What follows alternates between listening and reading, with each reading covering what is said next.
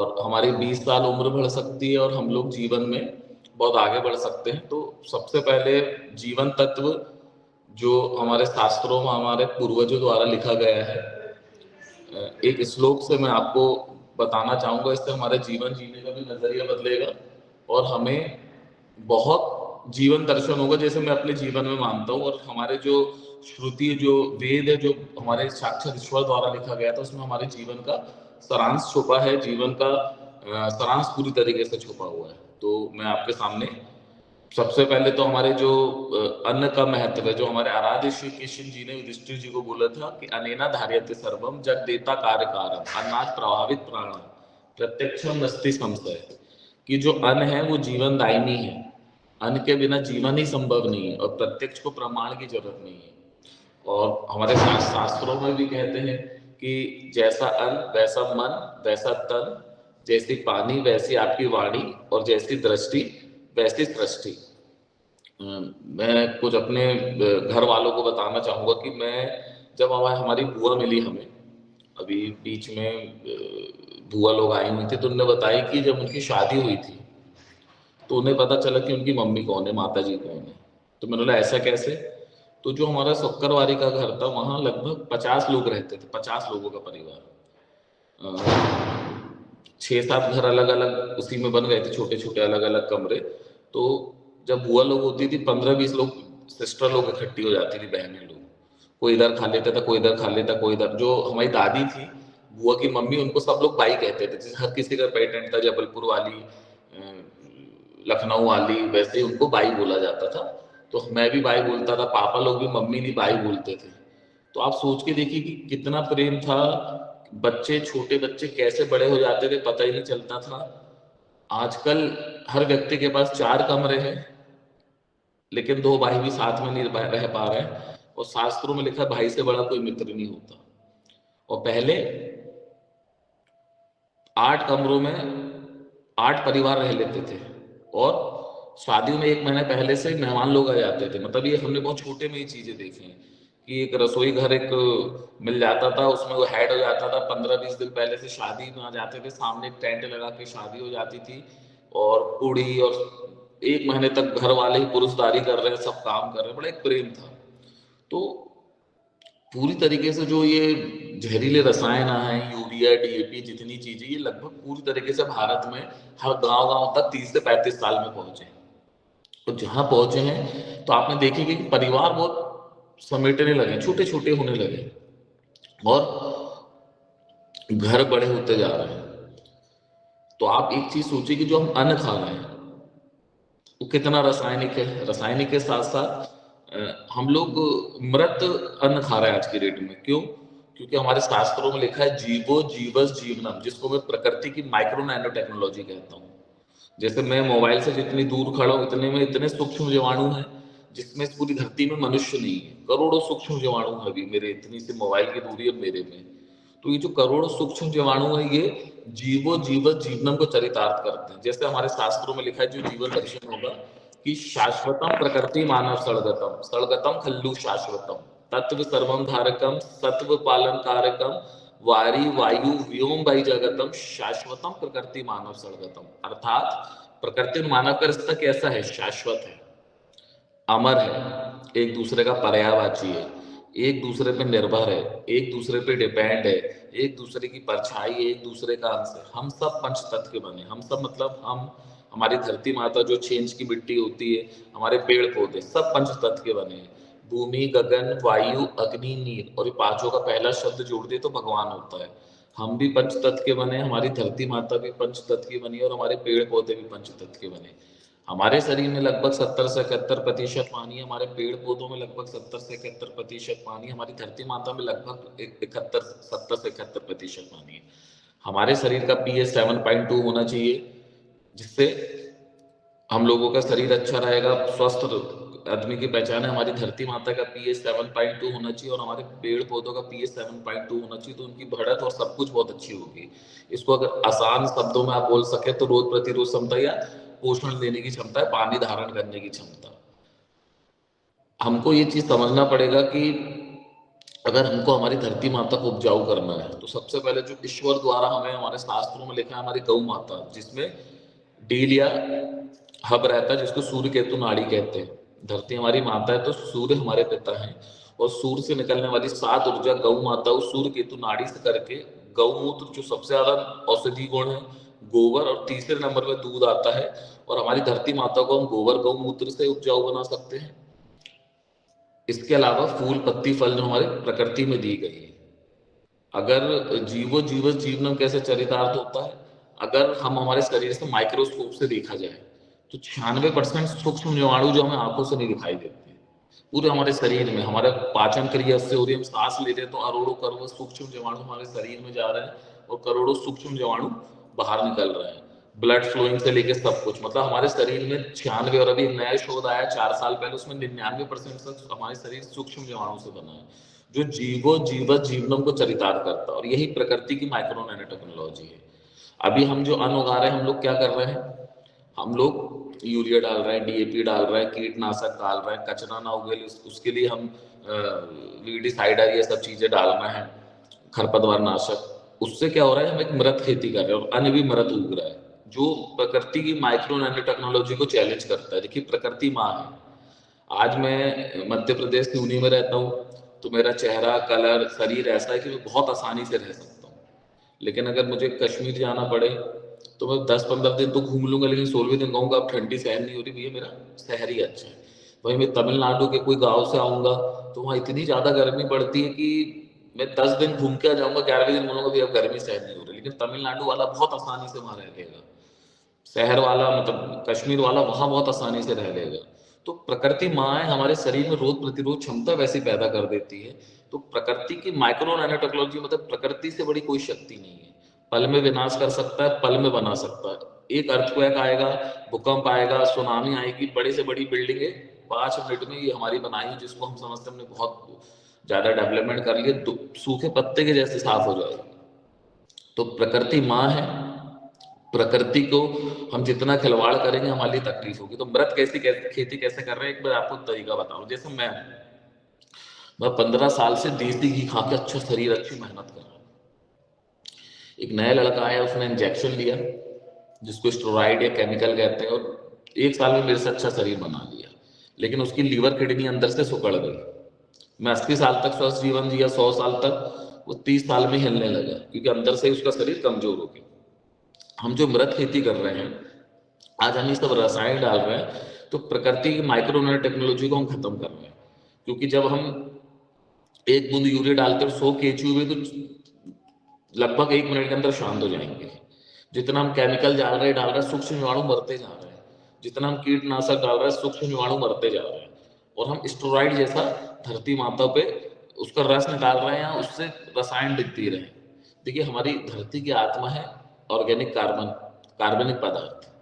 और लगभग 90%, अभी जो शोध हुआ था 2 साल 3 साल पहले, जो एक रिपोर्ट आई कि 0.5% से नीचे लगभग 90% जमीन होने लगी है। और अगर 1% हमारी धरती माता का ऑर्गेनिक कार्बन है तो उसकी उपजाऊ क्षमता बड़ी अच्छी होती है, उसी से नापा जाता है। तो धीरे धीरे हमारी जमीन भी बंजर होती जा रही है, कड़क भी होती जा रही है, तकलीफ भी बढ़ती जा रही है। अब प्रकृति की माइक्रो नैनो टेक्नोलॉजी कैसे है, जिससे मैं गेहूं का पौधा, और जैसे अभी गेहूं लगा हुआ है तो हमने यूरिया दिए। अब मुझे एक बार में 3 रोटी खाता था, चूंकि हमने यूरिया डाल दिया, मेरे मुंह में 80 रोटी डाल दी एक बार में। अब मेरे को सांस लेते नहीं बन रहा है। लेकिन गेहूं जब थोड़ा सा बड़ा हो जाता है, मतलब धरती माता की गर्भ में जाके जब निकलता है तो उसका जीवन होता है, तो वो तड़पता है और योग लगाता है, और एक नियोन ग्रीन कलर धारण करता है, जिससे उसको कीट आते काटते तो उसका नाइट्रोजन रिलीज होता है। और 15 दिन बाद देखना यूरिया डालने का पौधा फिर ऐसा हो जाता है।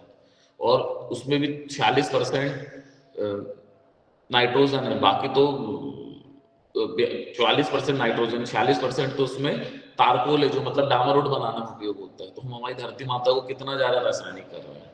अब दूसरा तरीका, मुझे बहुत तेज प्यास लगी, मैं गेहूं का बताऊं, मेरे को किसी ने नारियल का पानी दे दिया, मैंने स्ट्रॉ से बढ़िया पी लिया।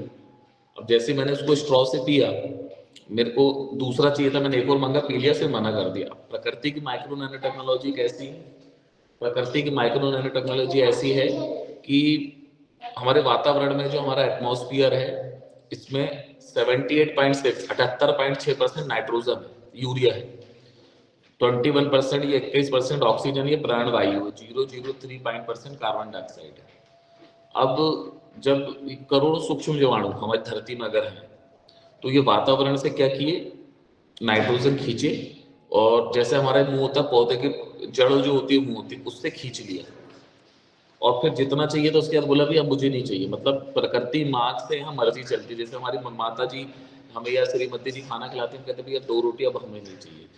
तो ये करोड़ सूक्ष्म जीवाणु वातावरण से नाइट्रोजन खींचते हैं, जितनी जड़ को चाहिए उतनी लेते हैं, फिर कहते हैं भैया अब हमें नहीं चाहिए। तो देखिए प्रकृति की शक्ति, प्रकृति की ताकत, इसमें वो मर्जी से चीजें सहन करता है। इसके बाद एक करोड़ सूक्ष्म जीवाणु आसपास से नाइट्रोजन, फॉस्फोरस, जितनी भी चीजें वो भी खींच के ला लेते हैं। कुछ ऐसे होते हैं ट्राइकोडर्मा, माइक्रो राजा, ऐसी चीज, जैसे माइक्रो राजा जमीन से 20-25 फीट नीचे जाके पानी लाके दे देता है। तब ये जो जीवस जीवनम को चरितार्थ करता है सूक्ष्म जीवाणु द्वारा, ये इतना अच्छा तरीका है कि जिससे आप बहुत अच्छा जीवन आप कर सकते हैं। तो जो प्रकृति की माइक्रो नैनो टेक्नोलॉजी है, इसको अगर हमने समझ लिया, अगर हमने हमारे पेड़ पौधों को अगर हमने लगाए, तो हमारे छोटे भाई बहन दोस्त हैं, बड़े हैं तो हमारे चाचा काका बड़े पापा है, धरती हमारी माँ है, इस तरीके से हमने देखना चालू कर दिए, तो जीवन जीने का नजरिया बदल जाएगा। एक और बहुत अच्छा एग्जांपल देता हूँ, जैसे मैंने बहुत उसको वॉच किया, पागल लोग जो होते हैं, शायद बीच में कवर मैंने और बताया होगा, हमारे यहाँ 2 बड़े फेमस पागल थे। मैंने जितने भी ज्यादातर पागल देखा, आप देख रहे हैं इनके बाल बड़े घने होते हैं, बहुत ज्यादा, भले ही जाले लग रहे हैं, 2-2 महीने 3-3 महीने से नहीं धोए, बाल बड़े घने होते हैं। और दोनों दोनों कोरोना काल में हमारे यहाँ जो बहुत फेमस पागल थे, दोनों नहीं, दिन सब लोग घर में थुपके रहे, वो दिन भर पूरे कोरोना काल में घूमे, लेकिन उनको कुछ नहीं हुआ। वैसे भी कहा जाता है चिंता चिता के समान है, तो हमें चिंता नहीं करना चाहिए, हमेशा खुश रहना चाहिए जैसा भी मौसम हो। जिसको एक मतलब एक बहुत अच्छा हम बोल सकते हैं कि दुनिया है जादू का खिलौना, जो मिल गई वो मिट्टी और जो न मिला वो है सोना। तो वो लोगों को जब ठंड लगती है तो आग सेकते हैं, गर्मी लगती है तो पेड़ की छांव में जाते हैं, उनको जब भूख लगती है, जब वो खाना के लिए ढूंढते हैं, वो दिन भर नहीं करते, और वो जमीन से उठा के कुछ खा लेते हैं। आप किसी भी डॉक्टर से पूछना, पागलों के लिवर बड़ा मजबूत होता है। कोई कहता है वो पागल को लग गया और खुद ठीक हो जाएगा, उसको तो कुछ होता ही नहीं, पागल है वो, उसको मारोगे और कुछ नहीं होता, उसको तो पागल, उसको कुछ ना गर्मी लगती है ना सर्दी लगती।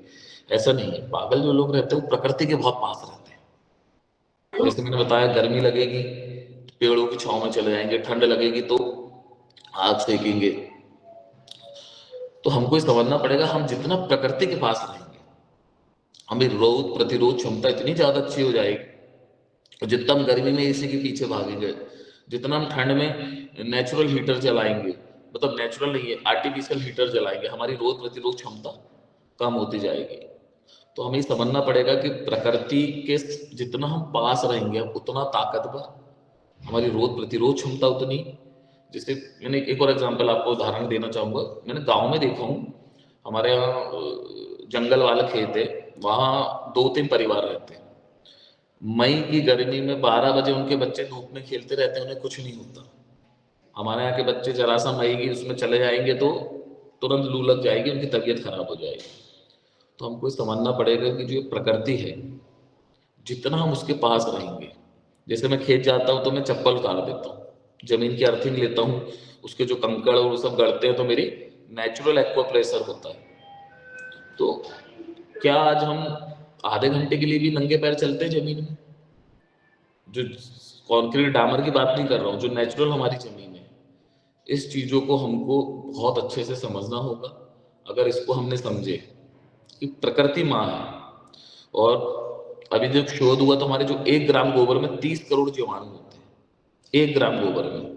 अगर हमने गोबर, गौमूत्र, कोई भी बड़े पेड़ की एक मुट्ठी मिट्टी, एक पेड़, कोई भी बड़े पेड़ की एक मुट्ठी मिट्टी इसलिए लिया जाता है, जैसे बरगद का ले लो, नीम का ले लो, आम का ले लो, करंज का ले लो, जो 50 साल पुराना, वहाँ ऑक्सीजन का प्रवाह बहुत अच्छा होता है। ऑक्सीजन प्रवाह होने के कारण वहां भी जैसे हमारे जैसे देसी सूक्ष्म जीवाणु होते हैं, माइक्रो राजा, ट्राइकोडर्मा, सूडोमोनास, ये वातावरण से नाइट्रोजन आसपास से सूक्ष्म तत्व हमारे पौधों को देते हैं, और देसी उतने बड़े ताकत फ्री के। तो ये एक मुट्ठी डाल दिए, फिर हम क्या खाने से मोटे हो जाते हैं, गुड़ या मीठा खाने से, गुड़ डाल दिए, अब इस घोल को जब 30 करोड़ जीवाणु 1 ग्राम में थे और इतने सारे गोबर में हमने 10 किलो गोबर में अरबों खरबों सूक्ष्म जीवाणु हो गए और ये धरती में जाके करोड़ों तरीके से फैल जाते हैं। और फिर वातावरण और आसपास से जो प्रकृति की माइक्रो नैनो टेक्नोलॉजी है जो जीवो जीवत जीवनम को चरितार्थ करती है, इसको परिपूर्ण करती है और हमारी धरती फिर से जैसे जंगल होते हैं या वो पूरे सूक्ष्म जीवाणु से भर जाती है। अब कैसे हम 100 साल जी सकते हैं, तो हमको हमारे जो रसोई घर है वहां से 5 चीजें हटाना है। जैसे अभी हमारे इसमें मसाले बोले जाते हैं, हमारे यहाँ पहले के जमाने में मसाले नहीं औषधि बोली जाती थी। तो जो दादी नानी के नुस्खे आप लोग पढ़ते होंगे, हमारे यहाँ ये मसाले नहीं औषधि है। तो सबसे पहले जो हमारा सबसे बड़ा दुश्मन है वो है तेल। जितनी भी बड़ी मल्टीनेशनल कंपनियां हैं, तेल और एक आटा एक ऐसी चीज है जो स्मॉल स्केल इंडस्ट्री है, मतलब छोटे स्तर में आप छोटे इसके इंडस्ट्री होना चाहिए हर मतलब जिले में गांव में छोटे इसके रहना चाहिए। क्यों? क्योंकि तेल जो होता है उसकी बड़ी कंपनी कैसे बनाती है उसकी प्रक्रिया देखिए आप। तेल 500 से 800 डिग्री में गर्म किया जाता है और जब आपने 500 से 800 डिग्री में गर्म किए और उसमें हेक्सेन गैस पास की जाती है। हेक्सेन गैस एक पेट्रोलियम प्रोडक्ट है, तो उसमें से 100% खल अलग हो जाती है और 100% तेल निकल जाता है। देखिए कंपनी का लालच कि तेल में उन्होंने हेक्सेन गैस पास की, 100% तेल निकल गया और खल अलग हो गई। अब वो जो तेल निकला, तो ये जो प्रोसेस होती है बड़ी स्लो होती है, ये जो प्रक्रिया होती है बड़ी धीरे चलती है। तो उसको तेज करने के लिए कैटेलिस्ट जाया जाता है निकल, जिससे बहुत स्पीड से खल अलग हो जाती है। लेकिन निकल कैंसर कारक है। फिर जो तेल निकलता है, मैं खुद 2-3 फैक्ट्री विजिट किया हूँ, आप उल्टी कर देंगे, इतनी गंदी बात आती है कि आप सहन ही नहीं कर पाएंगे, ऐसा लगेगा वहां पर कहाँ आ गए, अजीब सी बात आती है एकदम गंदी सी। तो उसको न्यूट्रल करने के लिए फिर डिओड्राइजेशन एक प्रोसेस होता है, मतलब उस पर परफ्यूम केमिकल, और ये एक मलेशिया साइड से आता है एक तेल आता है जो 20 से 30 रुपए लीटर होता है, पाल्म ऑयल कहते हैं जिसको, वो मिला दिया जाता है। अब जब वो तेल निकलता है, अब जो नेचुरल तेल है उसके जीवन है सिर्फ 15 से 20 दिन, वो फिर नीचे काला जमने लगेगा, मैक्सिमम 20 दिन। कंपनी उसमें स्टेबलाइजेशन प्रोसेस करती है जो 4-4 5-5 महीने चल जाता है। आखिरी में एक मरक तेल होता है, एक मरा हुआ तेल जिसको आप खाएंगे तो हार्ट अटैक आएगा ही। जितने भी लोग फॉर्च्यून का या आपका क्या कहते हैं सफोला का ये सब तेल खा रहे हैं, मैं आज लिख के दे रहा हूँ, डॉक्टर से कोलेस्ट्रॉल चेक करा लेना, आपका कोलेस्ट्रॉल बढ़ा होगा और आपको हार्ट अटैक आएगा ही। अब दूसरा तरीका क्या है, कच्ची घानी का कोलू का बेल, जो हमारे खुला तेल मिलता था पहले लोग लाते थे, आज की डेट में से लकड़ी वाली पेरने वाली मशीन आ गई है। अब कैसे होती थी कि प्रकृति माँ ने मूंगफली उगाई, आपने लाए उसको पेरवाए, 2.5 किलो मूंगफली से 1 लीटर तेल निकलेगा, मतलब 40 से 45% तेल निकलेगा और 55% उस खल में रह जाएगा, जो हमारे गाय और ये लोग खाएंगे तो उनके लिए भी अच्छा है। और लकड़ी गुड कंडक्टर ऑफ हीट होती है, मतलब गर्म नहीं होती। अब वो जो तेल निकला वो मिनरल और विटामिन का खजाना है, वो आज की डेट में देसी घी है, मैं तो कहता हूँ वो आपकी पाचन क्रिया को अच्छी करेगा। जैसे मैंने बताया था जब 30-35 साल पहले शादी होती थी, 1-1 महीने पहले लोग आ जाते थे घर के बाहर, घर वाली पुरस्दारी है सब देते थे लोगों को, 20-20 पूड़ी खा लेता था उस समय, और मजाल है कि आदमी को कोई तकलीफ हो जाए। लेकिन आज की डेट में क्या हो रहा है, हम 4 पूड़ी खाते गैस बन जाती है, अरे पूड़ी नहीं खाना गैस बन रही है, क्योंकि हम जहरीला तेल खा रहे हैं। अब ये जो तेल है मूंगफली का रेट 80 से 100 रुपए के किलो है, तो 250 रुपए का तो ये तेल है, प्रोसेस सही 280-300 का पड़ेगा तो आदमी बेच पाएगा। लेकिन ये तेल बड़ा मोटा होता है। जो मार्केट से आप तेल ला रहे हो 2 चम्मच डालोगे, इसको आप 1 चम्मच डालोगे तो आपका काम हो जाएगा। स्वाद इतना अच्छा, और हर तीथि के हिसाब से अभी ठंड है तो उसके हमारे यहाँ राई का तेल निकाला गया। प्रकृति माँ जो जिस मौसम में जो चीज उगाती है हम थोड़ा लगाते हैं और हमारे यहाँ से उसका तेल निकाल लेते हैं। तो सबसे पहले हमको हमारे घर से तेल अलग करना है। कच्ची घानी का तेल आपके आसपास हर अच्छे लोग चालू कर चुके हैं, हमको पता नहीं है, हमारा दिमाग लगता है 300 रुपए का है, महंगा नहीं है। 2 चम्मच की जगह 1 चम्मच का उपयोग होगा, आपकी पाचन क्रिया सुधर जाएगी, हार्ट अटैक नहीं होगा। सिर्फ तेल चेंज करने से आपका 10 साल का जीवन बढ़ जाएगा, मैं इसकी गारंटी देता हूँ। क्योंकि आज की डेट में जो हम सबसे ज्यादा रासायनिक हर चीज को, तो चले यूरिया डीपी तो इनडायरेक्टली मिलता है, ये तो डायरेक्ट जहर मिल के आपको तेल परोसा जा रहा है बड़ी बड़ी मल्टीनेशनल कंपनियों द्वारा। हमको तेल छोड़ना ही पड़ेगा। तेल बड़ी स्केल इंडस्ट्री नहीं है, क्योंकि ये जो तेल है हम 1 लीटर लाएंगे 15 दिन में खराब हो जाएगा, नेचुरल वाला। तेल सबसे पहले चेंज करना है। दूसरा, आटा। मैं एक बार बीच में भी बताया था कि जो हमारा आटा है, हमारे दादी नानी लोग ऐसे आटा चक्की पीसती थी, 2 दिन या 3 दिन का आटा निकालती थी। आटे की भी जो लाइफ है वो 15 दिन की है। आप मार्केट से जो पिसा पिसाया आटा ला रहे हैं, जो 3 महीने या 4 महीने की वैलिडिटी वाला है, आप गूगल में सर्च कर लीजिए, उसमें बेंजोइल परऑक्साइड नाम का प्रिजर्वेटिव मिलाया जाता है। और आप जब देखेंगे कि what effect of benzoyl peroxide in our body, तो हमारा लीवर खत्म हो जाएगा। लीवर सोरिसिस कर देता है और किडनी की प्रॉब्लम होगी ही। दूसरा, आप बढ़िया अच्छा गेहूं लाके भी अगर आप पिसवा रहे हैं मार्केट से, तो उसमें मार्केट में जो अभी चक्की आ रही है उसमें एमरी पत्थर का उपयोग होता है, जिसमें 20% व्हाइट सीमेंट और सिलिकॉन से ट्रीट करके उस पत्थर को बनाया जाता है। और हर 2-3 महीने में वो नया पत्थर लाके रखते हैं, क्योंकि वो पिस के हमारे आटे में आ जाता है। जैसे सिलिकॉन मतलब गोंद जैसा जहरीला केमिकल, और व्हाइट सीमेंट मतलब जिससे हम लोग ये जोड़ाई उड़ाई ये सब करते हैं, वो सीधे हमारे शरीर में थोड़ा थोड़ा जा रहा है। तो क्या हम छोटी चक्की जिसमें पत्थर ना लगा हो, लोहे से पिसती हो, घर में ला सकते हैं? आज की डेट में 3 या 4 लोगों का परिवार महीने भर में मेरे हिसाब से 10 किलो से 15 किलो से ज्यादा आटा खाता ही नहीं। वैसा कर सकते हैं। या ऐसी वाली आटा चक्की का आप उद्योग लगा के छोटी छोटी जगह आप उपयोग कर सकते हैं। वो ना कीजिए, लेकिन एक छोटी सी मशीन आजकल हर जगह मिलती है, इतनी हमको मेहनत करना पड़ेगा। थोड़ा सा गेहूं लाइए, उसको धूप में सुखाइए, पानी से भी नहीं धो सकते कोई दिक्कत नहीं, आप धूप में रख दीजिए उसको साफ करके। बाकी पानी से भी धोना चाहिए एक बार पानी से धो के अगर हम धूप में गेहूं को दिखा देंगे तो सूर्य उसकी पूरी शक्ति खींच लेगा, जितनी भी उसकी गलत चीजें हैं। और उसके बाद आप उसको पीस के खाइए या अपने पास खुद का उपयोग कीजिए। थोड़ा सा देखिए समय निकालना पड़ेगा, तो आटा को चेंज कीजिए। फिर तीसरा हमारा आटा हो गया, तीसरा हमारा हो गया नमक। जैसे मेरे साले साहब है, वो लंदन में रहते हैं, तो उनने बताया कि वहां 11 महीने धूप निकलती नहीं, और इतनी ठंड पड़ती है वहां पे कि खिड़कियां तक नहीं रहती घरों में। तो जितने भी शोध हुए वो विदेशों में और हम लोगों को ऊपर टोक दिए गए। हमारे यहाँ 11 महीने लगभग सन का एक्सपोजर रहता है, पूरे सूर्य हमारे शरीर में आता है, तो हमारे नेचुरल शरीर में आयोडीन बनता है, हमें आयोडीन की जरूरत नहीं है। सूर्य देवता नेचुरली हमारे उसमें आयोडीन बना देता है। लेकिन विदेश लोग कि जहाँ 10 से 11 महीने धूप ही डायरेक्ट नहीं पड़ती, तो उनके लिए तो ये काला नमक अमृत है। और काला नमक है, ये सफेद जो नमक आता है ये अमृत है उनके लिए, आयोडीन वाला। हमारे लिए नहीं, हमारे लिए तो जो गड़ी वाला नमक या जो काला नमक, जो पीसा नमक, ये अमृत है हमारे लिए, विटामिन मिनरल्स का खजाना। जैसे हमारे गऊ माता है, वो बड़े बड़े काले पत्थर ला के रख देते हैं नमक वाले, वो चाटती है खाना खाने के बाद, तो उनकी पाचन क्रिया अच्छी होती है। तो जिसने भी अपना नमक चेंज कर दिया उसको कभी बीपी की प्रॉब्लम नहीं होगी, बीपी ठीक होना चालू हो जाएगा। बीपी का सबसे बड़ा कारण क्या है? ये मतलब हार्ट अटैक का सबसे बड़ा कारण तेल, लीवर किडनी को कमजोर होने का कारण आटा।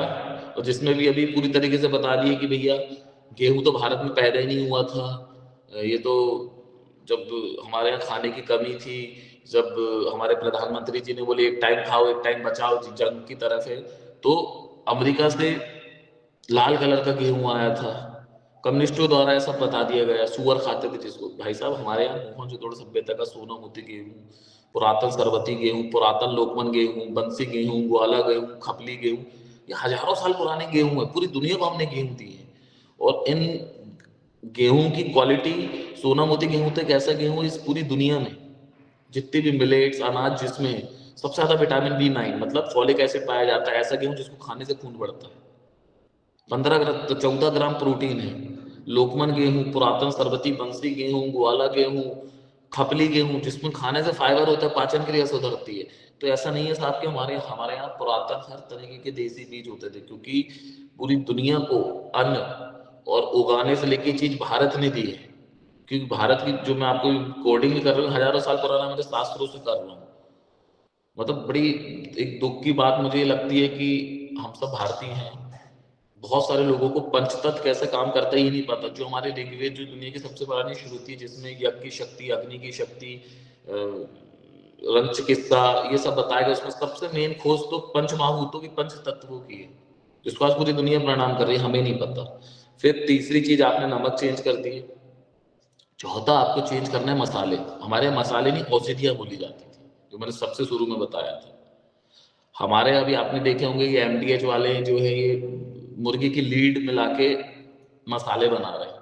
अरे साहब, मार्केट से मसाला क्यों खरीदना प्रिजर्वेटिव? थोड़ा सा समय निकालिए, काली मिर्ची लाइए, धूप में सुखाइए, उसको पिसवा लीजिए। दालचीनी हो गई, हमारी लाल मिर्ची हो गई, इस कम से कम हम इन पे तो वो करें। अगर आप सही तरीके से देसी मसाले, अगर हमारी औषधि हमारे पास रखे, तो ये तो मतलब, मैं तो आयुर्वेद के मंच में ही बैठा हूं, तो आप सबको पता है कि इसकी कितने अच्छे गुण हैं। सर्दी के सबसे अच्छा तो हमारा इलाज हमारा काढ़ा है।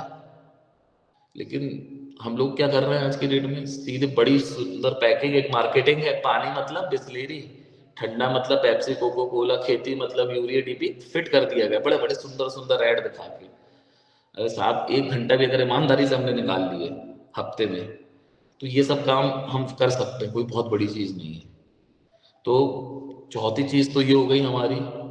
और पांचवा हमारा हो गया एल्यूमिनियम के बर्तन। अगर हमारे घर में एल्यूमिनियम के बर्तन है तो सबसे पहले हटा दीजिए, नहीं तो एक समय बाद आपका शरीर ऐसे ऐसे ऐसे ऐसे ऐसे ऐसे ऐसे ऐसे हिलता रहेगा। इतना ज्यादा खराब होता है ये एल्यूमिनियम के बर्तन। दुनिया का सबसे अच्छा ये जो नॉन स्टिक ही आजकल आने लगे हैं, ये सीधे प्लास्टिक आपके शरीर में जा रहा है। दुनिया का सबसे अच्छा नॉन स्टिकी हमारे उसमें पीतल है। पीतल के आप कभी बर्तन का उपयोग कीजिए, इतनी सी चाय पत्ती नहीं चिपक सकती। आप डोसा और क्या क्या बनाते हैं अच्छे अच्छे आइटम, आप पीतल की कढ़ाइयाँ उपयोग कीजिए, इतनी सी कोई चीज चिपक नहीं सकती। दुनिया का सबसे अच्छा नॉन स्टिकी, बड़ा फायदेमंद शरीर के लिए। मेरे घर में पीतल के पूरे बर्तन उपयोग होते हैं, मैं खाना भी पीतल के बर्तन में खाता हूँ। पीतल का उपयोग कीजिए, नहीं कर सकते तो कम से कम स्टील का कीजिए। हफ्ते में एक दिन हम लोग खेत में खाते तो पूरा मिट्टी का बर्तन, मिट्टी सबसे बेस्ट है, सबसे अच्छी है, तो हम मिट्टी का बर्तन उपयोग कर सकते हैं। नहीं, चलिए साहब बहुत गैस खाता है, घर वाले नहीं मानते, ठीक है, हम पीतल का उपयोग कर सकते हैं। चलिए वो भी नहीं कर सकते, बाकी पीतल में तो ऐसा लगता है सोने के बर्तन में खा रहे, स्टैंडर्ड भी हाई, जिसको आजकल लोगों को बड़ा है स्टैंडर्ड का है। तो नहीं, तो भैया कम से कम स्टील का उपयोग कीजिए, ना फायदा तो ना ज्यादा नुकसान। बर्तन अपने वहां से आप हटाइए। तो ये 5 चीजें भी अगर हमने हमारे जीवन से चेंज कर दिए, हमने हटा दिए, और जो भी चीज उपयोग करें थोड़ा सा धूप दिखा के उपयोग किए, मैं निश्चिंत ही कहता हूँ कि सबकी 20 साल की उम्र बढ़ जाएगी। 20 साल की उम्र सिर्फ आप अपने रसोई घर से 5 चीजें हटा के, जो सबसे बड़ा दुश्मन है तेल, तेल के बाद आपका किसी भी प्रकार का आटा, तीसरा नमक, चौथा औषधि या मसाले, थोड़ा सा समय निकाल के खुद के लिए उपयोग, मतलब खुद ताजा बनाइए। और पांचवा हमारे बर्तन, अगर हमने सिर्फ ये 5 चीजों को हमने हटा दिए, तो आप ये समझ लीजिए कि 20 साल की उम्र हमारी बहुत अच्छी बढ़ जाएगी। क्योंकि तेल से हमारा हार्ट, दिल खराब कर रहे हैं, आटे से लीवर किडनी कर रहे हैं, नमक से हम बीपी शुगर को न्योता दे रहे हैं। आपका चौथा मसालों से, जो तो औषधियाँ थी जो हमारे लिए मतलब अमृत था, वो तो हमने पूरा ही नकली कर दिए। बर्तन, और एक चीज और मैं बोलना भूल गया, पहले के मुकाबले हमारे जैसे, मैं जो उपयोग करता हूँ लगभग 8 7 से 8 महीने गुड़ की खांड, मतलब जब हम गन्ने में जब हम गुड़ बनाते थे, एक निश्चित टेम्परेचर में इसको हम तापते हैं, तो उसमें बिल्कुल पूरा टूट के शक्कर जैसा गुड़ बन जाता है। इसको हमारे पुराने जमाने में खांड बोला जाता था। आपने 2 रोटी 4 सब्जी, या 2 सब्जी या 2 रोटी खाने के बाद अगर आपने 1 चम्मच भी शक्कर खा ली है, तो जितना पचाने में उसमें समय लगेगा, उससे डबल समय उस 1 चम्मच शक्कर को लगेगा। लेकिन आपने अभी ठंड में अच्छा खा लिया, और उसके बाद इतना सा भी ओरिजिनल खांड या गुड़ खा लिए, तो आयुर्वेद में क्या है, 78 भी पच जाएगा उससे। इतना फायदेमंद होता है। और गर्मी के 2 3 महीने मिश्री के जो बड़े बड़े टुकड़े आते हैं, उसको पीस के हम शक्कर बना सकते हैं। क्योंकि शुगर और ये जो शक्कर है, ये तो मतलब एक तरीके से ये समझ लीजिए कि पूरे शरीर को हमारे क्या कर रहा है, धीरे धीरे गला रहा है। तो और हमारे जो 6 रस होते हैं, मीठा, कड़वा, कसीला, तिक्त, कटु, तो नमकीन, तो इसमें हमारे उसमें बोला गया है कि सबसे पहले मीठा खाना चाहिए। और हम लोग क्या करते हैं, खाना खाने के बाद अंग्रेजी पद्धति टाइप मीठा खाते हैं। अरे साहब, अगर आप पहले ही मीठा खा लेंगे, खीर, हलवा या कोई भी अच्छी चीज जो बाजार की नहीं कह रहा हूँ, घर में बनी, वो मीठा आप खा लीजिए, तो आप जो खाना खाते वैसे आधा हो जाएगा। और हमारे इसमें बोला गया सबसे पहले मीठा खाइए। लेकिन हम अंग्रेजी पद्धति में जब पूरा पेट भर खा लिए, अब कुछ भी नहीं बचा, हमने मीठा खा लिया, जिसको सबसे ज्यादा पचाने में ताकत लगती है। तो सोचिए कि कितनी ज्यादा हमको तकलीफ हो जाएगी। तो सबसे पहले हमें मीठा खाना चाहिए। उसके अलावा हमको शक्कर की जगह 7 से 8 महीने खांड का उपयोग करना चाहिए। जब अप्रैल मई की गर्मी आ जाए, जब हमें मिश्री का उपयोग करें, छोटी छोटी चीजें हैं। अगर हमने 5 चीजों को हमारे उसमें, मतलब शक्कर भी बहुत ज्यादा, मतलब स्लो पॉइजन है, या डायरेक्ट ही शरीर को गलाने वाली एक तरीके की चीज है। क्योंकि जो रिफाइंड शक्कर आ रही है, वो हमारे शरीर को पूरा ही तरीके से खत्म कर देती है। तो ये 5 चीजें जो मैं आपको बोलना चाहता था कि इसको हम जीवन से हटाएं। और खाना खाने का तो सबको ही पता है, एक बार और हल्का सा मैं बता देता हूँ कि आधे घंटे बाद कम से कम पानी पीजिए, क्योंकि जो जठर अग्नि है उसको मत बुझाइए। खाना पचाने का काम, और खाना पचाने के बाद इसको प्राण ऊर्जा कहते हैं, हमारे पूरे शरीर की बॉडी रिपेयरिंग का काम करती है। तो थोड़ा सा पानी आप लेट पीजिए, शाम को जल्दी खाना खाइए।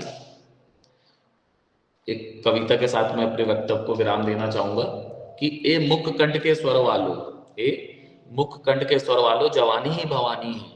ए मुख कंठ के स्वर वालो, कर्मजोत प्रगटाकर थोड़ा तेज भरो रे। ए मुखकंठ के स्वर वालों, थोड़ा तेज भरो रे, कर्मजोत प्रगटाकर भारत की आरती करो रे। उठो, सफलता के सूरज से आग पिलाने निकलो।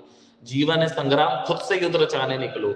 हर उलझी स्थिति सुलझेगी, बस सुलझाने निकलो। गुमनामो, बस अपनी पहचान बनाने निकलो। ए विशालता के स्वामी, क्यों तुझ हुए फिरते हो, युद्ध पोत हो तुम, फिर किस कारण तिनके सा फिरते हो। ऐसा कौन सा सूर है जो तेरे आगे तेज नहीं खो सकता, ऐसा कौन सा सूर है जो तेरे आगे तेज नहीं खो सकता, ऐसा कौन सा समुंदर है जो तुझसे पार नहीं हो सकता, ऐसा कौन सा युद्ध है जो जीतने में सामर्थ्य नहीं। किसने कह दिया कि तेरा कोई अस्तित्व नहीं, तेरा कोई वर्चस्व नहीं। खुद को पहचानो रघुवर के हनुमानो, छोटे से जामवंत की मानो, अपनी शक्ति को पहचानो वीरो। तो घुस जाओ तुम लंका के अंदर, अरे घुसो घुसो उत्पात मचा दो वीरो। रणबंको वीर पाकड़ो रणधीरो, जितने भी बुराई के बागी उजाड़ो, जो मारे नहीं मारे उनको मारो। तुम राम पुत्र हो, किससे डरना, संकट मोचन के जैसे दुख हरना।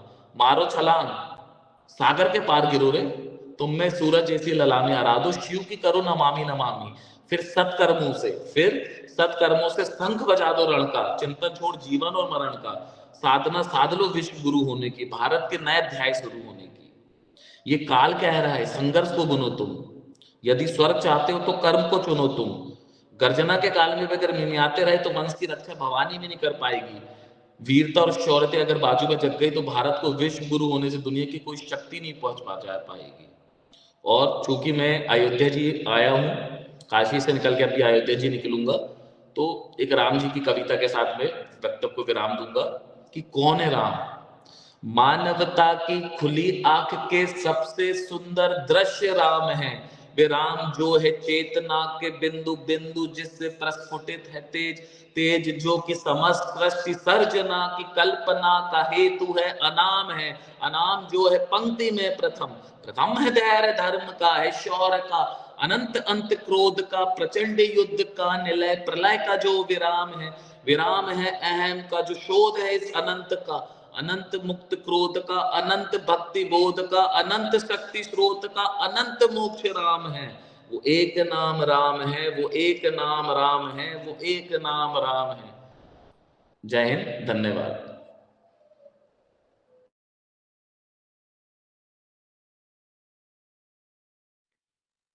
जी, निश्चित ही एक नाम राम है और आदरणीय मालू जी की कक्षा में आज हम हैं और मालू जी भगवान श्री राम के दर्शन के लिए आज तत्पर हैं।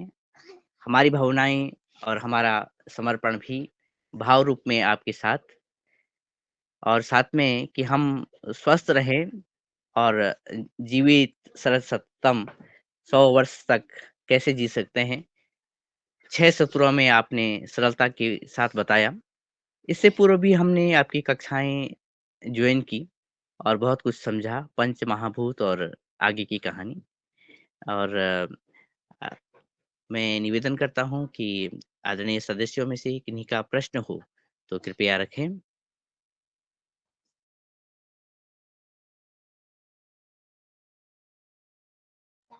और प्रश्नोत्तरी आगे बढ़े, साथ में आदरणीय हमारे गुरुजी रमेश चंद्र मेहरा जी। जी, स्वागत है। जी ओम, सदन को नमन। मैं तो अभी यात्रा में हूँ पर सुन रहा था। तो मालू जी से मेरा जो प्रश्न है, जो आटे की चक्की जो आप ने पहले बताया था कि जो मतलब आपने जो चक्की ली है तो वो कहाँ से ली है और वो उसकी कीमत क्या है? जी ओम, ठंडे आटे वाली। जी, ये जयपुर में एक जांगड़ जी हैं, बहुत अच्छी मशीन बनाते हैं। इसमें हम लोग 2 काम करते हैं, जैसे हम लोग बहुत बड़े स्तर में लगभग 15 से 18 एकड़ में तुअर लगाते हैं। तो ये चक्की के पत्थर का गैप करके चक्की से 1 घंटे में 25 किलो तुअर निकल जाती है हमारी। बिना पॉलिश वाली दाल बन जाती है। खाने में अमृत और 100% प्रोटीन। आजकल जो हम चमकने वाली दाल का उपयोग कर रहे हैं, उसमें प्रोटीन पूरा नष्ट हो जाता है। जैसे बोला भी जाता है कि हर चमकने वाली चीज़ सोना नहीं होती। तो तुअर दाल जो हम वो करते हैं, उसको हम पैकेजिंग करके 10-15 रुपए का हमको एक्स्ट्रा खर्चा आता है। 200 रुपए किलो में हमारी एडवांस बुकिंग में तुअर बिक जाती है। और यही एक चक्की में आप मसाले भी पीस सकते हैं, हल्दी पीस सकते हैं, आटा पीस सकते हैं। तो ये जांगड़ जी का नंबर है, मैं यहाँ पे सदन को व्हाट्सअप कर दूंगा उनका नंबर। तो आप पूरे भारत में वो लोग पहुँचाते हैं। तो आप इसको लगभग 50 से 55 हज़ार की मशीन आती है, मशीन सहित। तो ये आप उपयोग कर सकते हैं। और जो अभी नहीं भी कर सकते, तो मार्केट में 10 से 15 हज़ार रुपये में बिना मतलब पत्थर वाली चक्की भी आती है, तो उसका भी उपयोग कर सकते हैं। ओम। जी, धन्यवाद। और जी आदरणीय प्रदीप राज वर्मा जी।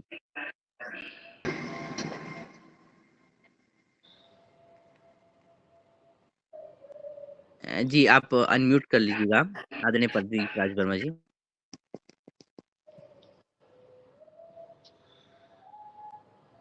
संभवतः उनसे पहले आदरणीय ललित गहलोत जी तक हम पहुँचेंगे। सर, सदन को नमन, सभी को अभिनंदन। मेरा सर एक प्रश्न है कि जो 2 तरह की है, एक तो तेल जो निकलता है घानी का निकलता है, और एक अभी जो वर्तमान में जो मशीनें आ रही हैं कि भी ऊपर से हमने तिल, जैसे तिल का तेल निकलवाते हैं या मूंगफली का है, तो वो जो 200 या 250 डिग्री कुछ गर्म करके निकालते हैं, उसकी पौष्टिकता और उसकी दोनों की पौष्टिकता में अंतर है। अच्छा, दूसरा, घानी का तेल कुछ अभी कोल्ड प्रेस निकालते हैं कुछ लोग, बगैर गर्म किए, और जो हमारी जो में परंपरागत घानियां जो चलती है, उसमें कुछ तेल कोई गर्म करके दोबारा, तो इसमें अंतर है दोनों में। तो जी ओम, देखिए सबसे बुरा तरीका तो मैंने आपको बता दिया कि जो मल्टीनेशनल कंपनी है वो तो 500 से 800 डिग्री तक करती है, तो वो तो हमको छोड़ना पड़ेगा। कोलू का बैल जो वाला जो प्रोसेस है, जो लकड़ी से पेर के बनाता है, इसमें प्रॉफिट कम होता है, रेट थोड़ा सा ज़्यादा होता है, इसलिए ये सबसे उच्च गुणवत्ता का है। फिर जो हम जो लोहे की मशीनों द्वारा डायरेक्ट प्रेस करके बना रहे हैं, उसमें जब वो लोहा घिसता है तो उसकी गर्मी लगभग 250 से 300 डिग्री तक हो जाती है, तो वो तेल ज़्यादा निकलता है। वो भी ठीक है। मतलब सबसे अच्छा तो हमारा ये लकड़ी का दबाने वाला तेल है, कच्ची घानी का जिसको हम कह सकते हैं, यही ओरिजिनल कोल्ड प्रेस तेल है। ये सबसे अच्छा है। नहीं मिल पा रहा है तो जो लोहे की मशीन से पेर के निकल रहा है वो भी इससे ठीक है। मतलब जो हम मार्केट वाला जो एक फॉर्च्यून और ये जो बड़े बड़े कंपनी को खरीद रहे हैं, ये है। और कोई भी चीज को अगर आप तेल एक बार गर्म हुआ तो उसके मॉलिक्यूल टूट जाते हैं और फिर वो हमारे उसमें थक्का जमाना चालू कर देता है। तो आप कच्ची घानी का या लोहे से पेर के जो एक बार में निकल जाता है वो तेल अच्छा है। अगर आप कोई भी तेल को गर्म कर रहा है प्रोसेस में, डायरेक्ट अगर हीट करके या गर्म करके, तो वो गलत प्रोसेस। 2 तरीके का सबसे अच्छा, एक तो हमारा लकड़ी से पेरा हुआ, दूसरा लोहे की मशीन में जो डायरेक्ट निकल जाता है, वो गर्म ही होकर अभी निकलता है थोड़ा सा, अभी वो जो ठीक जो है। कुछ 50,000 के आसपास जो मशीनें आ रही हैं गुजरात से, जो छोटी जी। छोटी मशीनें, उसमें जैसे कुछ भी जो हमने तिल डाला है या मूंगफली डाली है, जो मुश्किल से आधे घंटे में 5-7 लीटर तेल निकाल देती है, साथ में खल है, वो कुछ जली हुई अवस्था में आती है। तो क्या उसकी गुणवत्ता पूरी ही नष्ट हो जाती है? नहीं, उसकी मार्केट के जो आप खरीद के ला रहे हैं तेल, उससे तो 1000 गुना अच्छा है। अच्छा, ठीक। कच्चे घानी का तेल सबसे उपयुक्त है। ये तेल में थोड़ी गुणवत्ता कम हो जाती है, लेकिन जो हम मार्केट का खरीद के जा रहे हो तो केमिकल है, वो तो छोड़ना ही है। उससे अच्छा जी। ये है, अगर आपके गांव में आसपास कोई ये खोलता है तो उसको प्रोत्साहन दीजिए, उससे खरीदिए, क्योंकि ये 2 चम्मच की जगह 1 चम्मच का उपयोग हो जाएगा तो महंगा भी नहीं पड़ेगा आपको। अच्छा, एक मेरा एक मेरा निवेदन था। ये जो कुछ कहते हैं तिल का तेल है, कच्चा पिया जाता है सवेरे भूखे पेट, या जो है भोजन में ही उसी तेल में ही भोजन चूर के खाया जाता है। तो इसमें देखिए, मैं आपको बता रहा हूँ, तिथि के हिसाब से खेल है। जैसे अभी हमारे यहाँ मध्य प्रदेश में सबसे ज़्यादा मूँगफली और तेल ही चलता है, क्योंकि वहाँ का टेम्परेचर ना ज़्यादा ठंडी ना ज़्यादा गर्मी है। लेकिन अभी जनवरी-फरवरी में हम सरसों के तेल से भी सब्ज़ी बना सकते हैं। तो हमारे यहाँ हर तिथि के हिसाब से हर चीज़ें बताई गई है। केरला में गर्मी बहुत पड़ती है तो वहाँ का नारियल का तेल एकदम उत्तम है। सिर्फ सोयाबीन का तेल का उपयोग नहीं करना है हमें। हमारे यहाँ जैसे चूनी में हम आपको बताए थे, जगनी का तेल आता है, बड़ा नेचुरल उगती है हमारे यहाँ जगनी। इसका तेल बड़ा फायदेमंद है, लेकिन थोड़ा सा कड़वा लगता है। अलसी का तेल बड़ा फायदेमंद है, इसका आप जी। उपयोग कर सकते हैं। तेल को बदल हाँ, बदल के तिथि के हिसाब से अगर हम उपयोग करें तो उसकी गुणवत्ता बहुत अच्छी हो जाती है। ठीक है, तेल अभी महंगा चल रहा है और हाँ, संस्कृत में तिल से ही तेल निकला है, तो वो तो हाँ, अपने हाँ, आप में एक अमृत समान है। लेकिन तिथि के हिसाब से हर चीज़ की गुणवत्ता है। जी, ठंड में हम ये वाला तेल खाएं, गर्मी में हम इस तरीके से खाएं, और हमारे यहाँ जो पूर्वज लोग खाते थे उसके बीज का भी उपयोग कर सकते हैं। सिर्फ हाँ, सूर्यमुखी और हमें सोयाबीन का तेल नहीं करना चाहिए उपयोग। बाकी जो हमारे नेचुरल जो उगते हैं उसका काफ़ी हमारे शरीर में फायदा है। जी, धन्यवाद। जी, आदरणीय प्रदीप राज वर्मा जी का हैंड रेज़ था। आप तक आवाज़ पहुँच रही हो तो आप ओम सदन को साधारण वंदन, अभिनंदन, और माले जी को बहुत-बहुत अभिनंदन, और भगवान राम से हमारे लिए प्रार्थना कीजिए, हमारे ग्रुप के लिए, कि सब लोग इसी तरह उन्नति करते रहें। मेरा बिल्कुल। क्वेश्चन ये था कि आपने जो आपके बीच-बीच में हम आपसे संपर्क में आते हैं और आपकी बातें सुनते हैं, आपने इसको लिपिबद्ध करिएगा और एक किताब के रूप में सबको मतलब छपवाइएगा और सबको दीजिएगा, मतलब उसको बेचिएगा। जी, ऐसा हमारा आपके निवेदन है। आपका सुझाव बहुत अच्छा लगा। इसमें मैं काम भी कर रहा हूँ लगभग 2-3 महीने से। मैं ये कोशिश कर रहा हूँ कि प्रैक्टिकली और बहुत आसान शब्दों में इस चीज़ को मैं बता सकूँ कि हर किसान इसको बहुत आसान विधि से समझ पाए और उसको कर पाए। तो इसमें काम चल रहा है, और आपके स्मरण लगाने से मेरे में फिर से ऊर्जा जगी है, तो मैं इसको यथार्थ ज़रूर करूँगा। बहुत-बहुत हृदय से धन्यवाद प्रदीप राज जी। और दूसरा क्वेश्चन चक्की के बारे में था कि मैं नौहर से चक्की बुला रहा था, एक आटा चक्की, जी। और राजस्थान के जयपुर के पास में नौहर करके जगह है, जी, किंतु जी। मैं कंपेरेटिवली देखता हूँ कि जांगड़ जी का और नंबर दे देंगे आप, तो हम लोग कंपेरेटिवली देख के चक्की बुला ही रहा था मैं। बिल्कुल, बिल्कुल। आप उसको बुलाइए, उसमें मसाले से लेके बहुत सारी ऐसी चीज़ों का आप उपयोग कर सकते हो, और बाद में चाहो तो आप किसी को मतलब इसकी दुकान भी खुलवा सकते हो। मसाले से लेके बहुत सारी चीज़ें इसमें बहुत अच्छे से हो जाता है काम। दाल-वाल इसकी सब बन जाती है हर प्रकार की। तो जयपुर मैं के आपको पास नौहर करके जगह है। जी, जी, मैं समझ गया। मैं 2-3 नंबर दूँगा। एक जैन साहब की चक्की भी है, उनका भी नंबर दूँगा। एक आपको मैं जांगड़ जी का दूँगा ही, आप कंपेयर करके बुलवा सकते हैं। एक मशीन बुलवाइएगा, उसको जी उपयोग हाँ जी। कीजिएगा, आपको अच्छा फ़ायदा मिले। बाद में आपको लगे कि मैं मेहनत करके, जागरूक करके बड़े स्तर में काम कर सकता हूँ, तो बाद में उसको आप बढ़ा भी सकते हो। अभी आप एक से ज़्यादा मत बुलवाइए। 1 घंटे में कितना अनाज पीस देती है ये? गेहूँ पीस देती है 5 किलो, दाल जी, बना देती है 25 किलो, और मसाला भी लगभग 5-5 किलो पीस देती है। किंतु नौहर वाले 6 किलो बोल रहे थे मुझे, 6 हाँ, किलो तो 1 घंटे में। उनने थोड़ी स्पीड बढ़ा दी है उसकी। अच्छा, अच्छा। जी, जी। मेरा जो अभी मेरे यहाँ जो 7-8 मशीन है उसमें एवरेज 4 से 5 ही किलो निकलता है। हाँ, बस तो वही लेके आएँगे, वही ज़्यादा अच्छी है। हाँ, क्योंकि वो अपने बहुत बढ़िया घरेलू है। उपयोग में चाहिए ना। जी, जी। मतलब आप अगर घरेलू घर के हिसाब से 50-55 हज़ार खर्च करके लाना चाहते हैं तो वो फ़ायदा भी करेगी आपको घर के हिसाब से, क्योंकि जी। घर के हिसाब से बहुत फ़ायदेमंद है वो। हाँ, तो घर के हिसाब से लेंगे तो बता दीजिए, बहुत बढ़िया जांगड़ जी है, की ले लेंगे। बहुत बढ़िया रहेगी वो। जी, धन्यवाद। जी। जी सुंदर वार्ता, और इस वार्ता के बाद आदरणीय मिथिलेश दीदी को अ, जी आप तक आवाज़ पहुँच रही हो तो आप आएँ और जी, ओम सदन को प्रणाम। भैया ये जो हाथ की चक्की आप बता रहे हैं ना, जिससे हाथ से आटा पीसते हैं, वो कहाँ से मिलेगी? ये जो मैं जांगड़ जी का नंबर दूंगा तो हाथ से चलने वाली भी बहुत आसान मशीन है, इलेक्ट्रिक से कनेक्ट वाली भी बहुत अच्छी मशीन है। मैं जांगड़ जी का नंबर अभी सदन में दे देता हूँ, तो आप वो नंबर पे फोन करके आप पता कर सकते हैं, हर तरीके की चीजें आपको मिल जाएगी वहाँ पे। जी जी, मैं हाथ वाली लेने में इंटरेस्टेड हूँ। हाँ, तो हाथ वाली भी उन्होंने बहुत अच्छी अच्छी निकाले हैं, जो बहुत आराम से, मतलब पहले की मशीनों में थोड़ी ताकत लगती थी, उन्होंने एक तरीके से उसको मैनेज की, बहुत आसानी से हम हाथ से भी उपयोग कर सकते हो और बहुत सस्ते में भी मिल जाएगी आपको। जी जी, धन्यवाद। जी सर।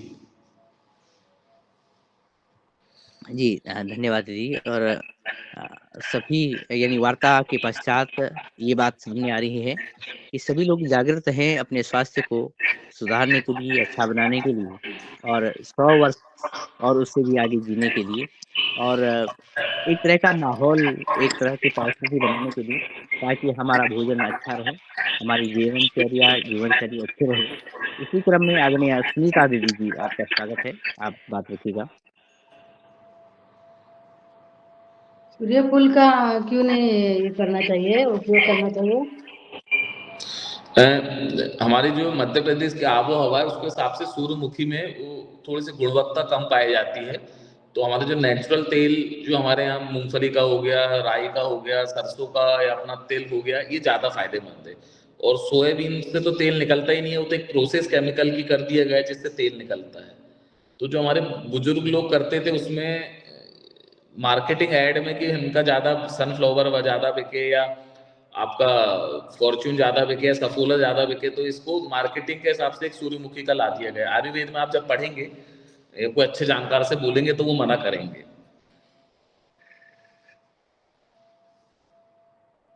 जी जी जी। जी।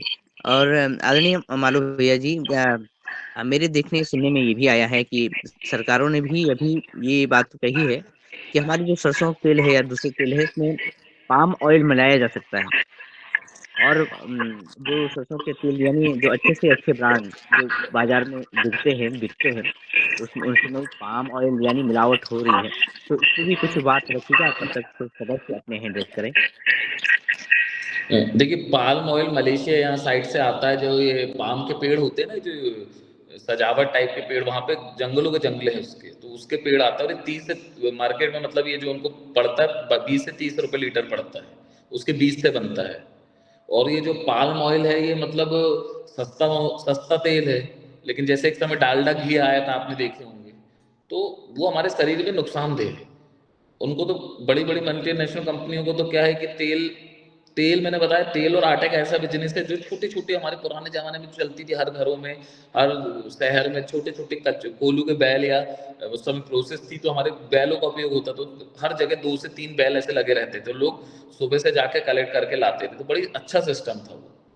लेकिन अब जो ये बड़ी कंपनी आई, तो जिसकी वैलिडिटी ज़्यादा नहीं है, जिस चीज़ में भी प्रिजर्वेटिव मिलेगा, जैसे हमारे आराध्य श्री कृष्ण जी कहते थे कि कोई भी भोजन आपने बनाया वो सात्विक है, और जैसे ही 3 घंटे के बाद वो तामसिक होना शुरू हो जाता है।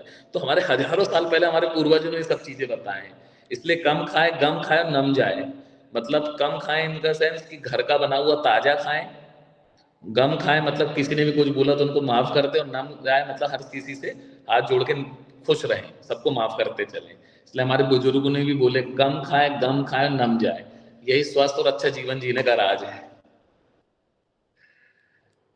जी, ये कम, नम और जो गम है, ये हमारे स्वास्थ्य की जो तासीर है, उसको भी संतुलित बनाने के लिए आवश्यक है। इसी क्रम में आदरणीय बने सिंह आर्य जी, आपका हिंदी से स्वागत।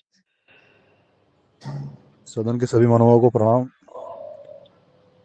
अंकित भाई, हमारे क्षेत्र में जैसे आपने जो बोला है कि मसाले हम उत्पादन कर सकते हैं या रेडीमेड भी ला सकते हैं, उसको पीस सकते हैं, तो ये काली मिर्ची जो है, इसको अपन मार्केट से रेडीमेड लाते हैं, परंतु इसमें लेंटिना के बीज मिक्स करते हैं, तो वो उसको पहचान नहीं पाते अपन। जी जी काली मिर्ची के बीज और लेंटिना के बीज एक जैसा रहता है बिल्कुल। जी। क्योंकि मुझे अभी अभी पता चला है, मैं जहाँ लेंटिना में कार्बन बनाने का काम कर रहा हूँ, वहाँ पे छोटे मजदूर वर्ग के लोग उस लेंटिना के बीज एकत्रीकरण कर रहे हैं। उससे पूछा मैंने, क्या करते हैं कि इसको काली मिर्ची में मिक्स करके मार्केट सेलिंग करते हैं लोग। जी। तो क्या काली मिर्ची की खेती अपने क्षेत्र में हो सकती है क्या, छोटे स्तर पे? देखिए, 36 करोड़ यहाँ मैं घूमा हूँ, तो यहाँ पे जो बड़े बड़े सागौन के और उसके पेड़ लगे हैं, वहाँ पे लोगों ने ऐसे बेलाएं लगा के बहुत अच्छे से किए हैं। और जो काली मिर्ची होती है बड़ी सेंसिटिव होती है, तो जो प्राकृतिक खेती करता है वहाँ काली मिर्ची का उत्पादन बहुत ज़्यादा अच्छा होता है। उसके अलावा हमारे केरला और इस साइड भी बहुत अच्छा होता है। तो आपको अगर देखना है काली मिर्ची की खेती, तो मैं 2-3 नंबर आपको शेयर कर दूंगा, आप वहाँ जाके यथार्थ देख सकते हैं। हमारे यहाँ का मौसम बहुत अच्छा है काली मिर्ची के साथ, लेकिन बस शर्त यही है कि हमारे पास घना जंगल होना चाहिए हमारे खेत में, जहाँ भी हम बना रहे हैं। पाम टीक वुड हो, शीशम की लकड़ी हो, सागौन की हो, या इस टाइप के बड़े बड़े साइज के पेड़ हो, तो वहाँ बहुत अच्छा उत्पादन इसका मिल सकता है। और ऑर्गेनिक कार्बन अच्छा होना चाहिए। जहाँ प्राकृतिक खेती होती है वहाँ हमारी काली मिर्ची बहुत अच्छी उपयोग हो सकती है और उग भी सकती है बहुत अच्छे से। जी जी, धन्यवाद। जी, और काली मिर्ची पर भी आने वाले समय में और वार्ता की संभावना लगती है। और साथ में आदरणीय हमारी yoga and music with Shiv ji, तो आदरणीय शिव जी का हम आह्वान करते हैं कि आप अपनी बात रखिएगा।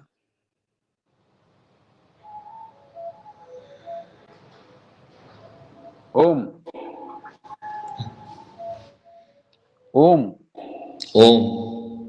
हाँ, मैं पूछना चाहता हूँ, सबके लिए तो आपने बहुत अच्छी चीजें बताई हैं, लेकिन सबके लिए सब कुछ करना संभव नहीं होता है। तो वैसी स्थिति में जो विकल्प है हमारे पास, उसमें जो हम लोग अभी पतंजलि का राइस ब्रान तेल या सरसों का तेल प्रयोग करते हैं, और या फिर मसाले प्रयोग करते हैं, इसके बारे में आपकी क्या राय है? या आटा का प्रयोग करते हैं, इसके बारे में आपकी क्या राय है? जी देखिए, बाबा रामदेव जी ने क्रांति लाए हैं, वो हमारे प्रेरणा स्रोत हैं। सबसे पहली चीज, जो मल्टीनेशनल कंपनी है हिंदुस्तान लीवर, ये जो नाम बना के पूरा विदेश में हमारा पैसा ले जा रही थी, उसको हमने रोका। फिर जो बड़ी बड़ी कंपनियों में जो बिजनेस उनने चालू की कि दूसरा लूट के ले जा रहा है और गुणवत्ता की कमी है, तो उन्हें गुणवत्ता को बनाए। लेकिन मेरा ये कहना है कि तेल जो हो गया, वो आप बहुत अच्छे से समझदार हैं कि तेल स्मॉल स्केल इंडस्ट्री है। बाबा रामदेव जी ने उनका पैसा लूटने से उसकी क्वालिटी को मेंटेन किए, और वो तो बहुत अच्छी चीज है। लेकिन तेल मैंने आपको जो बताया वो स्मॉल स्केल इंडस्ट्री का काम है। छोटे स्तर में जो छोटे छोटे दुकानदार गांव में, शहर में, जिले में ऐसे खोल के उसका उपयोग करें, तो उसकी गुणवत्ता का कोई तोड़ ही नहीं है। गेहूं और आटे के लिए बोल रहा हूं मैं, बाकी तो सब चीजें बहुत अच्छी है। और मसाले में भी, चूंकि हम भी पतंजलि का उपयोग करते हैं अगर हमारे पास ऑप्शन नहीं है, क्योंकि उनकी क्वालिटी गुणवत्ता में, क्योंकि देशभक्त आदमी है, उन देश निर्माण की भावना है, तो पतंजलि तो बहुत अच्छी चीज है, गुणवत्ता में कोई कमी नहीं है। लेकिन जो हमारा आटा और जो तेल है, उनको भी अगर आटा बेचना तो प्रिजर्वेटिव मिलाना पड़ता है, मजबूरी है। जो गवर्नमेंट की या साइंटिस्टों की एक जो लैब होती है उसको फुलफिल जरूर कर रहे हैं। लेकिन हम लोग जिस चीज को समझ रहे हैं कि अगर हमने थोड़ा सा समय, कि हमने मार्केट से गेहूं लाए, छत में ले गए, एक बार पानी डाले, 2-3 घंटे उसको सुखा दिए, 4-5 घंटे, तो 15 किलो आटा के लिए कितना समय लगेगा साहब? 1 घंटे से ज्यादा नहीं लगेगा। इतना मेहनत तो हम दिन में 1 घंटे अपने लिए, परिवार के लिए दे सकते हैं, जो अच्छा जीवन जिए। तो दो चीजों को तो हमको खुद से करना चाहिए। उसका रीजन मैंने आपको बता दिया। धन्यवाद। धन्यवाद। ओम। जी, बहुत-बहुत धन्यवाद। और ये बात बहुत ही सारगर्भित ढंग से हमारे मुख्य वक्ता जी ने बताई है कि जो पतंजलि ने किया है, बहुत ही प्रेरणादायक कार्य किया है और हमें बचाया है कि हमारे धन को विदेशों तक जाने के लिए। और प्रेरणा पतंजलि की है, आदरणीय स्वामी जी की है कि हम अपने स्वास्थ्य को बहुत निकटता के साथ देखें, परखें, योग के साथ आहार भी अच्छा करें। तो आहार हम अच्छा कैसे करें? तो ये बातें भी आज भी सदा हमेशा की तरह आज भी आदरणीय मालू जी ने बताई हैं। तो ये तो मतलब ये है, एक प्रयोग की बात है, अनुभव की बात हुई है, जो हम ऐसे ही अपनाएँ। और इसी क्रम में जबकि अब आज का अब हैंड-रेज़ भी अभी नहीं है और समय भी संकेत दे रहा है। और जी, समय ने यही संकेत दिया है कि आदरणीय शरद वर्मा जी आएँ और अपनी बात रखें। स्वागत है। सदन को कोटि कोटि प्रणाम। आज बहुत महत्वपूर्ण जानकारी मिल रही है, और इस जो मालू जी ने जो चीजें बताई हैं बहुत उपयोगी हैं। और इतनी अच्छी जानकारी उनके पास कहाँ से आती है वो बताएं वो। जी जी बहुत मेरे उपयोगी है आप मेरे मेरे सबसे बड़े जो मेरे गुरु हैं वो मेरी माता जी और मेरी श्रीमती जी हैं। मैं कोई भी चीज़ उगाता हूँ, कोई भी चीज़ करता हूँ तो सबसे पहले मैं अपने घर में देता हूँ। और घर में अगर उसको बोल दी कि ये चीज़ अच्छी है, ये हम तेल उपयोग कर सकते हैं। पहले मेरी मम्मी कहते हैं, "ये मैं तो सफोला का तेल लाऊँगी, इसका तेल लाऊँगी।" मैंने बोला, "मम्मी एक बार आप उपयोग कीजिए, अच्छा लगेगा तो आप बताइए।" फिर अगले दिन मम्मी और श्रीमती जी दोनों मेरे को बुलाती हैं और कहती है, "यार ये तो बहुत मोटा तेल है, एक ही चम्मच में उपयोग हो जाता है, स्वाद भी बड़ा अच्छा आ रहा है।" और ये मैंने इसलिए सीखा कि जब मैंने शुरू-शुरू में एक बार मूँग की दाल और तुअर की दाल उगाया था, देसी बीज जब मैं नई-नई खेती किया था, तो जो हमारी तुअर की दाल होगी वो कितना भी पानी में पका लो पकती नहीं थी। मैंने 15-20 लोगों को बेच दिया। फिर उन लोगों ने मुझे बाद में बहुत बोले कि आपने कैसी दाल दी, आप बताते हैं आप ऑर्गेनिक फार्मिंग करते हैं, ये तो सींचती नहीं है, ये नहीं होती है, हम आपसे सामान नहीं लेंगे। तो मैंने बोला अब सबसे पहले खुद बदलो तो जग बदलेगा। मैंने हर चीज़ अब जो भी चीज़ उगाता हूँ, सबसे पहले घर में देता हूँ। वो अगर मम्मी और श्रीमती जी ने पास कर दी, माता जी और श्रीमती जी ने, तो ही मैं वो जो जितनी चीज़ें मैं अपने घर में चीज़ें कर रहा हूँ, वही यथार्थ आपको बता रहा हूँ। मेरे यहाँ ये वाली आटा चक्की है, मेरे यहाँ गेहूँ धूप में मम्मी खेत हमारा पास में, तो वहाँ से तो होता ही, फिर मम्मी फिर से उसको धो के धूप दिखाती हैं, तो ही उसका उपयोग करती हैं। मसाले से, मिर्ची से एक-एक चीज़ मम्मी लाती हैं, धूप में सुखाती हैं, श्रीमती जी उनकी मदद करती हैं। तो जितनी चीज़ें मैं आपको बता रहा हूँ, वो यथार्थ मेरे जीवन में है। मेरे गुरु मेरी श्रीमती जी और मेरी माता जी हैं, उनने 100%, क्योंकि हमारे घर की जो मातृ शक्तियाँ हैं, हमारे यहाँ तो मतलब मातृ शक्ति इसलिए बोला जाता है कि हमारे स्त्री नहीं होती, हमारे यहाँ देवियाँ होती हैं।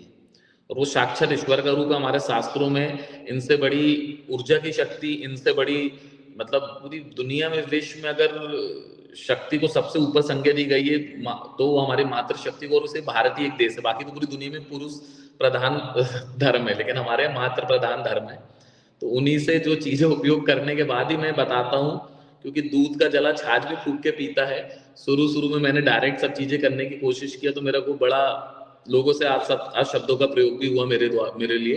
तो उस दिन से मैंने सीख लिया कि भैया सबसे पहले अपनी पास कराना, तो सबसे बड़ी लैब है हमारी श्रीमती जी और हमारी माता जी। तो उन्हीं के आशीर्वाद से अब जितनी भी चीज़ें मैं आपको बता रहा हूँ, मेरे यहाँ घर में एक-एक चीज़ का उपयोग होता है। मेरे यहाँ लगभग 70 गऊ माता हैं। मेरे यहाँ सुनीता दीदी आ चुकी, वो आपको और थोड़ा बताएँगी। तो मैं हर चीज़ को उपयोग करता हूँ, उसके बाद ही आपको बता रहा हूँ। धन्यवाद। जी, बहुत अच्छा। जी, ये सुंदर बात रही।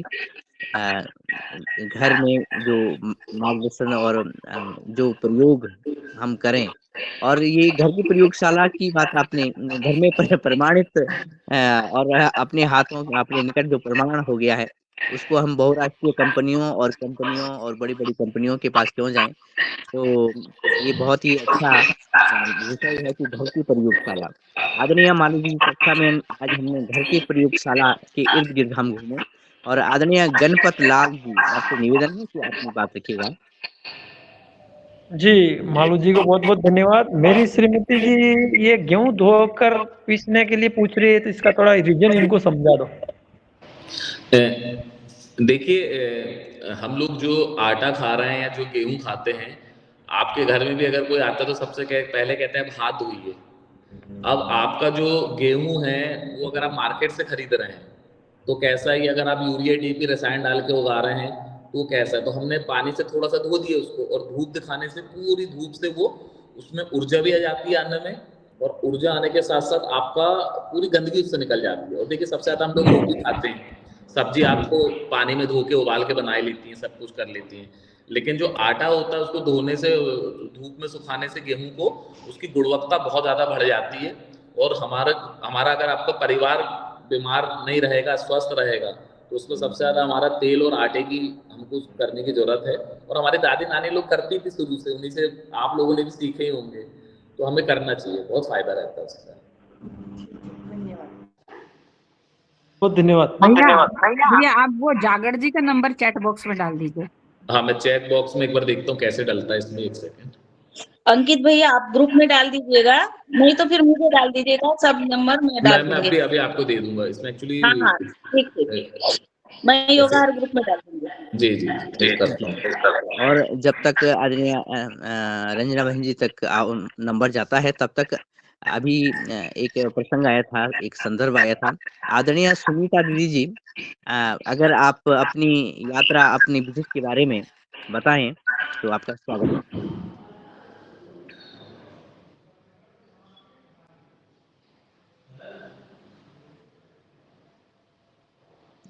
शायद आवाज वहां तक पहुंच नहीं पाती हो। और इस क्रम में जबकि आप आज हमने घर की प्रयोगशाला, घर की आहार की प्रयोगशाला के बारे में और हमने देखा कि हम किस तरह से छोटे-छोटे उपाय करके अपने आहार के लिए स्वावलंबित हों और इस आहार स्वावलंबन का एक सूत्र हमने आज दिया है। और आज हमारे मुख्य वक्ता भगवान श्री राम जी के दर्शन के लिए भी आगे बढ़ रहे हैं। हम सभी की ये शुभकामनाएं कि हमारा जो आहार हो और ये आहार का व्यवहार आपके माध्यम से जिस तरह से आगे बढ़ रहा है, आपकी प्रयोगशाला के द्वारा, आपकी कक्षा के द्वारा, आपकी पाठशाला के द्वारा ये निरंतर आगे बढ़े। हालाँकि समय के बाद में हैंड रेज़ किया गया, तथापि अ, हम आदरणीय कल्पना कोठले दीदी जी के पास पहुँचते हैं और ये निवेदन भी करते हैं कि अपनी बात रख कर के, वार्तालाप करके आज के सत्र को समापन की तरफ ले जाएँ। सभी का धन्यवाद भी करें। आदरणीय कल्पना कोठले दीदी जी। जी, धन्यवाद दिनेश भैया जी। सदन को कोटि सा नमन, गुरु सत्ता को नमन। मालू भैया जी, मैं भी आपके घर आई थी। तो आपने कल्पना सुनीता दीदी बोले तो इसीलिए मैं हैंड रेज़ नहीं करी।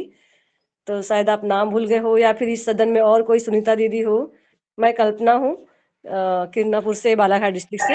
हाँ दीदी आए थे ना, आप, मुझे याद है बिल्कुल जी। हाँ, तो भैया के यहाँ का भोजन भी किया था हमने, जो शुद्ध सात्विक था और चूल्हे पे बनाया हुआ था भोजन।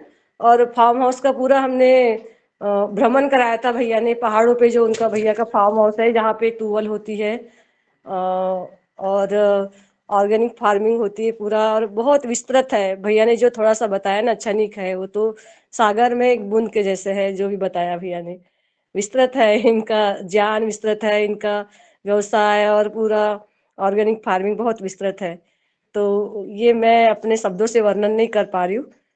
और इस सदन को आज जो सुना अंकित भैया जी को, बहुत ही अच्छा है। और आज सुबह की जो योग की कक्षा हुई, बहुत ही सुंदर।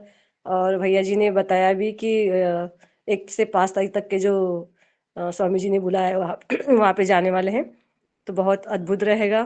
और योग कक्षा भी बहुत अच्छी रही। और आज का जो वृत्तांत भैया जी ने बताया, और जो घर में ही अपने लिए आटा और तेल की जो बात कही समय-समय पे, बहुत सही बताया। और मैं क्या वर्णन कर सकती हूँ, मेरे पास शब्द नहीं है आपके लिए वर्णन करने के लिए। और आपकी जो थकान दिख रही चेहरे पे आज आज जो तरोताज़ा वाले भैया जी नहीं दिख रहे, क्योंकि आप सफ़र में हैं। और आपने बताया कि आप राम जी के दर्शन के लिए गए हैं। और बहुत ही मतलब, फिर भी आपने आज कक्षा ली है, बहुत बड़ी बात है, हम सबके लिए सौभाग्य की बात है ये। तो आज के इस योगाहार के कार्यक्रम को सभी की तरफ से आपका बहुत-बहुत धन्यवाद देते हैं, बहुत आभार व्यक्त करते हैं। और जय सिया राम करके हम इस कार्यक्रम को समापन देते हैं। और पुनः आप आइए और पुनः इस कक्षा में आप